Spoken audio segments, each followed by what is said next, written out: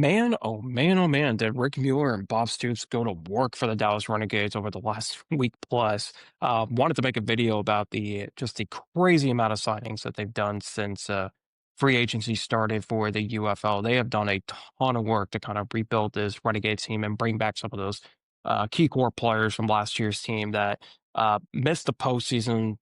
It was a rough start to the year for the Renegades, but they were able to finish strong. So. Um, it was one of those things. It was really frustrating to watch them at the beginning of the year. There were so many opportunities where they could have won games, but they just couldn't close out those, close matchups. And that's really been kind of the theme with the Renegades over the last few years is not being able to, win those close moments, blow fourth quarter leads. It's been just a continuing trend for this team. But I will say this year's roster already for 2026 actually looking pretty promising. And when I mean they went to work, I mean Rick and Bob really did a ton of work. As I had to write down all the transactions they've had to make over the last week plus. So they made about 10 key signings over the last week plus. So about a couple weeks ago, they did re-sign two of their players, tight end Seth Green and defensive tackle LeBron Strokes to or Stokes, excuse me, to the roster. They kind of brought them back from last year, but it was really this past week. Eight players total signed. They did a ton of work to kind of, again, bring back some key players, but they also, with free agency, took full advantage of the opportunity and was able to bring in some new talent. So let's start with the first batch. This was all reported by James Larson. So big credit to him for being able to cash all these signings. He was obviously very busy this week. So starting with the four players that they re-signed at the beginning of the week, they re-signed their running back, Day Hunter. They brought back Javante Payton, the wide receiver. They brought back their left guard, Marcus Minor, and then their long snapper, Antonio Ortiz. So Day Hunter, very important key player to come back. He was their leading rusher last year, 406 yards and two touchdowns. Really solid back, just a little bit smaller, quicker. Him and Balaj were kind of splitting carries last year before Balaj had that season-ending injury, and then Day Hunter kind of took over full time, and then was there in 2024 as well as backing up Devion Smith. So Hunter's a really solid player. He's gotten better and better over the last couple years. And, I think coming into year three with the Renegades, he's got an opportunity to really break loose and, maybe have, his best season of his career and could possibly be, I feel like he's one of the most underrated running backs in the UFL and hasn't really been talked about as much with the Renegades. So looking forward to seeing what he can do in season three if he can kind of break loose and be the feature back, or if what the Renegades are out, what else are they going to do with that backfield? Javante Payton, deep threat receiver, obviously with a major component to that team in 2023, especially in the playoffs where he helped the Renegades win the XFL title. So that's a big get for getting him back. He's got great speed, over 200 yards and a touchdown. Last season also had a rushing touchdown as well.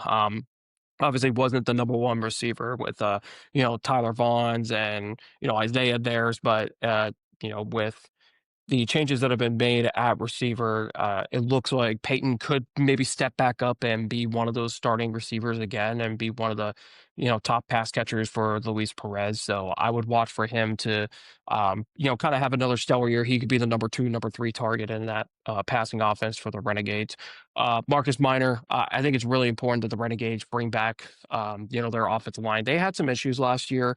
I think they're getting a little bit older on the offensive line, but Minor's a good, player to pick back up. Started last 9 games last year at left guard, so I think he'll probably fit right back into that left guard role and be one of those key players that can kind of help with that Renegades offensive line. It'll be interesting to see how much they improve. Jonathan Heinbach's obviously has done a really good job with that offensive line over the years. Had some up and downs last year, but if anyone can get the job done to be able to get this offensive line rolling, Jonathan is definitely that guy. So really looking forward to see what Coach does with that line. And Minor should be a key factor in being able to help the line with, improving on the running game and being able to, pass protect a little bit better.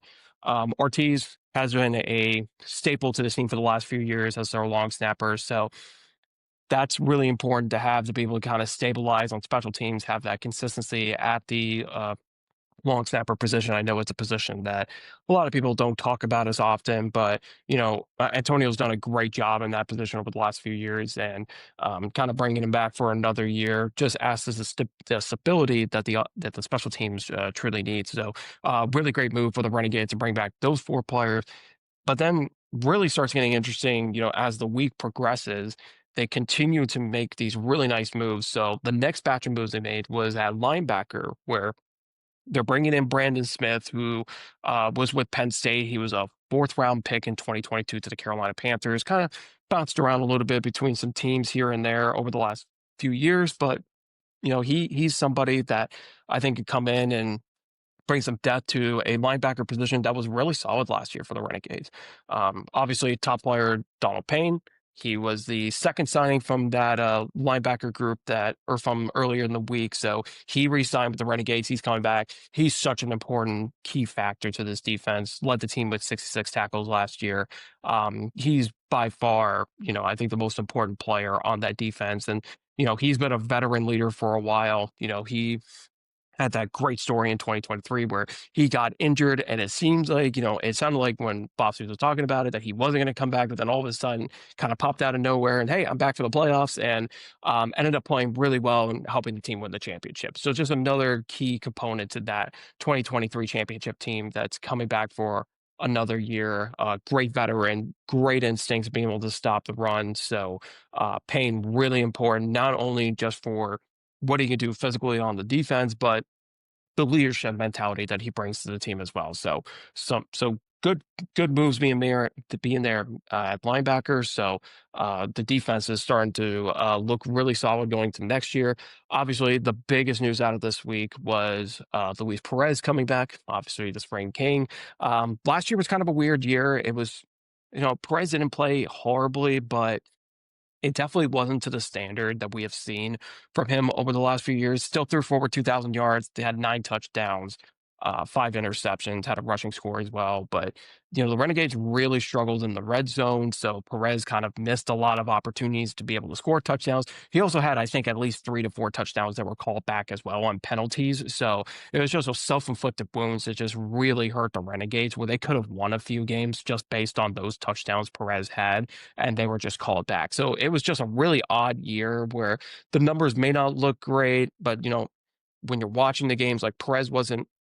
I don't think he was as good as he's been in the last few years, but he's still one of the best quarterbacks in this league. He's the face of this league. He has been a big component for spring football since 2019. So I thought bringing him back seems like a no-brainer for the Renegades, especially with Holton Ayers retiring from football. So there's kind of this unknown going on at quarterback. Would Luke Lennon come back and be his backup? I think there's a lot of questions that kind of come with the quarterback position now, but with Perez at least being able to come back, they have their starter. So it's all about just building behind him and seeing who can help him out. But obviously, just an absolute no-brainer move to bring him back. He's still one of the best quarterbacks in this league, and I think he's going to be able to, with the weapons that are being brought in on offense and the offensive line kind of getting rebuilt a bit, Perez should be in a really solid position where he should be able to succeed. And speaking of those new weapons, he did get a new wide receiver this week. John Trey Kirkland is going to be joining the team. He signed with them. He obviously spent the last 2 years with the San Antonio Brahmas. 2023, he was with Houston. Fantastic receiver in 2023 with the Roughnecks, where he was the leading receiver for the first 5 weeks, absolutely killing it. And then had that season-ending injury that kind of, he missed the second half of the year, and it really just that Roughnecks offense just really went down the drain after that without him. So last year wasn't the best year for Kirkland. 2 years ago, back in 2024, he had over 600 yards, 3 touchdowns, played really well, kind of picked right back up from where he was when he was with the Roughnecks. But then last year, he really struggled with catches. There was a couple of deep balls where he was open and just flat out dropped it. So that was kind of a weird thing with him, where the hands are becoming an issue with him. So he there's some work that needs to be done there, but there's no doubt that his speed and his athleticism athleticism is a big thing with him that I think could really bring a different element to this Renegades offense. Not only that, but he was an elite kickoff returner last year for the Brahmas as well. So he had over 300 yards with the return yards, including a 49 yarder that he had. So he can also help on special teams too, which is a big thing. So there's a couple of components that he can help with this team, especially on offense and special teams. So I really see Kirkland being a guy that can, make a difference in this offense. He's obviously got to be more consistent with, catching the football, but he's been playing at a high level for spring football over the last, 3 years plus. So I think that he'll be able to kind of work through it and be able to get back on track. And you know, last year the Brahmas offense was just kind of, it was all over the place. Quarterback changes all the time. Team didn't play really well. So maybe just having more stability with a veteran quarterback who's been there a long time, been in the same system for a long time, with wide receivers that have been there and offensive line. So there's just more stability on that offense. So I think for Kirkland, this should end up being a much better situation for him.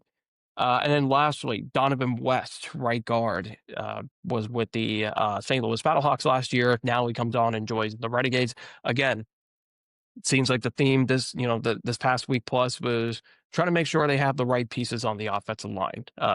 Just a lot of inconsistency with the running game. Perez had a lot of pressure in his face last year, so there was some work that needs to be done on the line. But West's addition is going to be really good. He was a guy that was a rotational guy, a couple years back with the Battlehawk.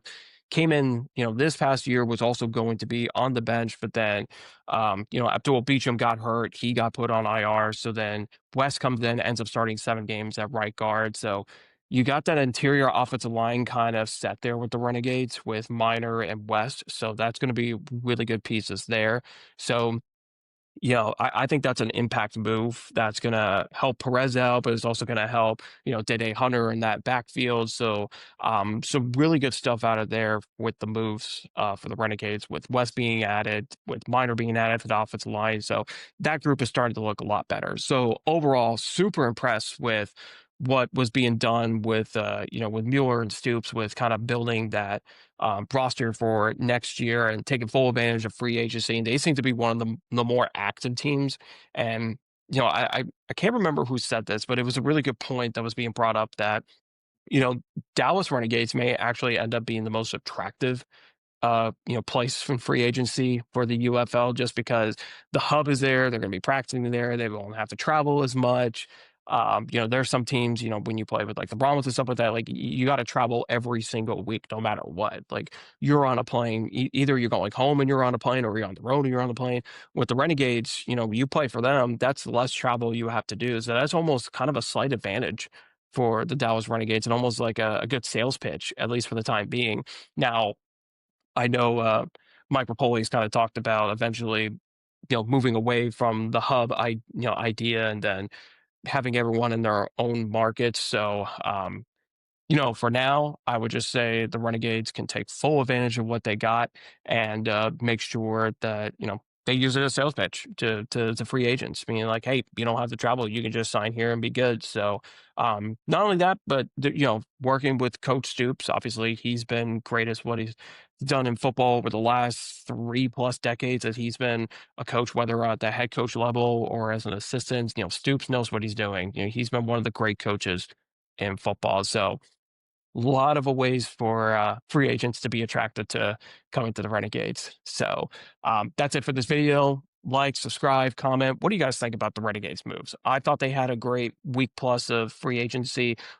What do you guys think? What could be the next big move? Who else do they need to bring back on this roster to hopefully get them back into the postseason for the first time in about 2+ years? So let me know what your thoughts are. Appreciate you guys watching, and I will be back with another episode soon. Thanks a lot. Thanks for watching. Don't forget to like, subscribe, and share.